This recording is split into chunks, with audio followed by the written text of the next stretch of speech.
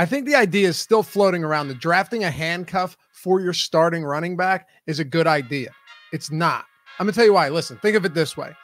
If you draft a backup for your starter that you drafted in the first round, number one of them is always going to be cannibalizing the other. And if your insurance policy does end up paying you out, you just lost your first round running back. It's a lose-lose situation. So today we're talking handcuffs, but not in the traditional sense. Think of it as backup running backs that you should be targeting, but not to handcuff guys that are already on your team. Take shots late in the draft on backups who become instant RB1s in the event that their starter goes down. Don't put yourself in a position where your starter, your best player, needs to go down, your first round pick, in order for them to come through. It's not worth it. It doesn't make any sense. But I got 8 great backups that could put you in league-winning territory in the event that their starters hit the shelf this season. And if you're wondering why a few names aren't on this list, I didn't include guys that already have pretty significant utility. As a matter of fact, I already did that video last week. You can check it out right here. Top 5 late round running backs that you should be targeting this year. Let's get started. But before we do me a solid. If you enjoy these videos, if you enjoy the content, you think maybe it's helped you along the way, hit that thumbs up, subscribe to the channel, and leave a comment on what you think of the players on this list. Let's get started. Rashaad Penny was a surprise first-round pick by the Seahawks all the way back in 2018. But draft night feels like the last time we've heard his name called on a national broadcast. Penny's played only 12 games over the last 2 seasons and hardly looked productive in 2020 upon returning from an ACL tear. Granted, Penny was active for only 3 games and only handled 11 carries for 31 yards, so take it for what it's worth. Not much. It's not unrealistic to think that he needed a little more time to return to his prior form, where through his first 2 seasons, Penny averaged 5.3 yards per attempt while also posting 9.3 yards per receptions on 17 catches. It is unrealistic to think Penny will have a big role in the Seahawks offense to start the year, though. But he does have one thing working in his favor. Chris Carson has dealt with a few injuries of his own thanks to a bruising and violent style of running. The other running backs behind Penny on the depth chart are DJ Dallas and Travis Homer, 4th and 6th round picks respectively, who have never handled more than 34 carries in a season. So yeah, it's pretty likely that Penny will be a first round bust, but on the last year of his rookie contract, he actually has a lot to prove. If the window opens and Carson happens to miss some time, Penny should be the primary beneficiary, as long as he's not already on the IR himself. Penny's mostly going undrafted in redraft leagues, and you can grab him with your last pick in best ball. Given the potency of this Seattle offense, you could do a whole lot worse at that ADP. Chuba Hubbard has proven nothing at the NFL level yet, and it's not like he was a day 1 or even a day 2 draft pick.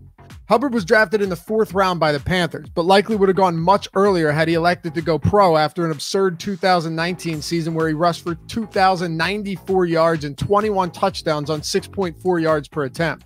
2020 was a disappointment, though, and Hubbard fell out of the discussion as one of the top backs heading into the draft. Here's why that doesn't matter. Behind Christian McCaffrey and Hubbard, Carolina's backfield consists of Reggie Bonnafon and Rodney Smith.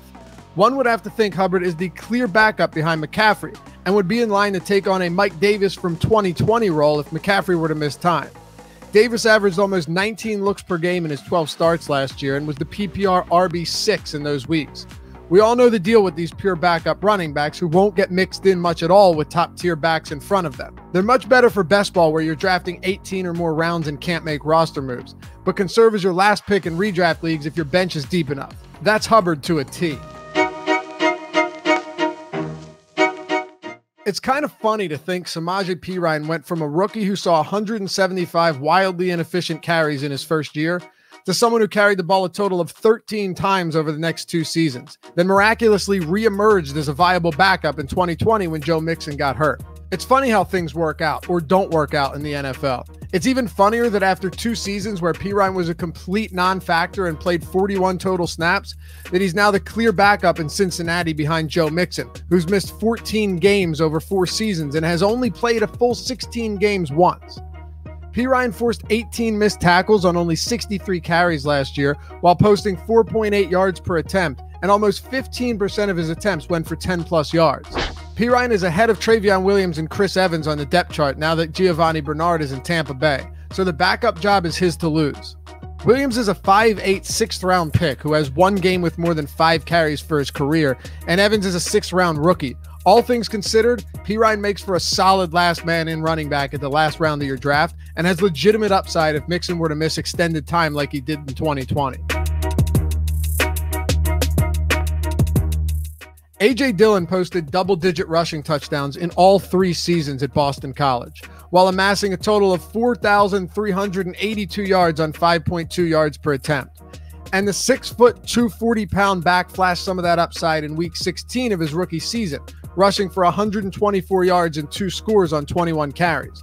Jamal Williams was injured that week, and it said that Aaron Jones wasn't at 100% either. But Dillon proved entirely capable of shouldering the load and would surely be in a position to do so again if Jones were to miss any time. The problem with Dillon in comparison to the since-departed Williams is he's not as skilled a pass-catching back as Williams was, which will likely limit his role to mostly rushing downs and potentially some goal line work too. The Packers drafted him in the 2nd round, though, much to the chagrin of many cheeseheads around the country, which suggests they definitely plan on using him in 2021. But it's still a strange and uncomfortable situation in Green Bay, with Aaron Rodgers' status still up in the air and Jones re-signing in the offseason. Not to mention, Jones had 829 total receiving yards on 96 receptions over his last 2 years and has been no slouch near the goal line with 15 touchdowns on 27 carries inside the 5. And to make matters worse, no quarterback threw more times inside the 5 last year than Aaron Rodgers. So while Dillon could be a legit RB1 if Jones went down, he'll likely be limited to spelling Jones on rushing downs, barring an injury.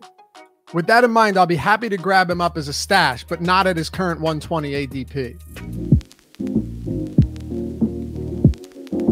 It looks like Kenyan Drake could have a relatively significant role in Las Vegas this season, backing up Josh Jacobs, who outside of his 12 rushing touchdowns was very ineffective last year. Drake and Jacobs actually had similar seasons in that neither of them averaged more than 4 yards per attempt, but both salvaged their years with double-digit rushing touchdowns. Drake has been a legitimately good back inside the 5-yard line, though, finding the end zone on 15 of 30 attempts over the last 2 years. He also has plenty of experience as a pass-catching back, recording back-to-back seasons with more than 50 receptions in 2018 and 19. The Raiders were slammed for paying Drake $11 million as a free agent, but that suggests we could see a lot more of him than anyone thinks. If that's the case, he makes a ton of sense at a current 129 ADP, especially knowing that he could be far more involved in the passing game than he was in 2020. And if Jacobs, who had an injury designation in seemingly every game last year, misses any time, Drake will be the clear bell cow back in Vegas. The jury's still out on the Raiders' new look offensive line, but they've added some weapons in the passing game, and John Gruden, despite all of his weaknesses, is still one of the better play callers in football. So take a shot on Drake late in the 11th round and see what happens. Here's a good way to look at Alexander Mattison, and you'll see that our rankings over at Awesemo.com heavily account for this. He's not a starter, and he's not even going to get much work at all so long as Dalvin Cook is healthy. But he has an ADP of 156, which means you'd be drafting him alongside the likes of guys like Devin Singletary, Jamal Williams, and J.D. McKissic, who are all likely to be 8 to 10 fantasy point per game players who rarely, if ever, crack your starting lineup outside of bye weeks. Taking a shot at someone like Mattison means that you probably aren't going to get much production out of him, but if you do, it's going to be huge. So the question is, would you rather draft an 8 to 10 fantasy point per game player that's going to be of no service to you, or draft a player who, in the likelihood that Dalvin Cook is absent, could win you your leagues? I'd so much rather have the latter of the two options, and will preferably be drafting guys like Mattison on teams that don't have Dalvin Cook. Tony Pollard can definitely win your league, but I think too much is being made about Ezekiel Elliott's poor 2020 season, and we need to talk about that. Elliott averaged a career worst 4 yards per attempt last year and was brutal on goal line carries, but he was running behind a skeleton crew of an offensive line and was without his starting quarterback for most of the year.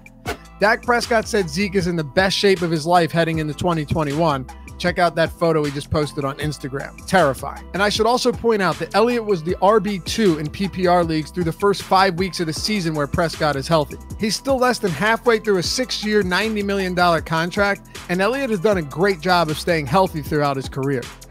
So yeah, Pollard is probably the best backup in the league, and if Elliott goes down, he'll be an absolute monster running behind a healthy offensive line on a high-octane offense. That should be why you draft him at his 113 ADP, not because you think he's going to usurp Elliott at the Cowboys starter position. Darrell Henderson, not Cam Akers, was actually the more efficient back in Los Angeles last year. He was more productive inside the 5-yard line too, where he parlayed 11 carries into 4 scores, while Akers found pay dirt on only 1 of 9 attempts. Henderson outproduced Akers in yards per attempt and on percentage of runs that went for 10+ yards. He also forced more missed tackles than Akers despite receiving 7 less carries. Now, I'm not saying Henderson is going to be the Rams' lead back this season or even in a 50-50 timeshare. Those drafting Akers in the first round better hope not. But the worst case scenario for Henderson is he's the clear backup behind Akers now that Malcolm Brown is in Miami. Brown saw 124 touches last year, but was scarcely used down the stretch when Sean McVay handed the keys over to Akers. Henderson's usage was erratic, but he's still an above-average backup who could see an extended workload if Akers' production suffers or if he gets injured. And let's be clear about something. This isn't me shitting on Akers, but in the 4 games that he took over as LA's lead back, he averaged less than 4 yards per attempt. Yeah, I know he was less than 100% in week 17. He also found the end zone only once over that span. So while he should be the clear starter in week 1, I don't think his bell cow role is as rock solid as many want to pretend. That's where Henderson comes into play. The value that guys like Henderson and most players in this video offer is insane league-winning upside if they take over as their team starter.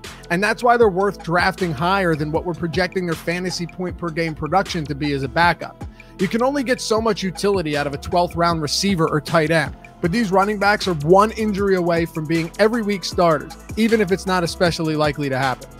Thanks for watching, and be sure to head over to Awesemo.com. Check out everything we've got going on over there. Keep crushing those drafts, and we'll catch you back here the next one as we draw way closer to the start of the NFL season. Peace.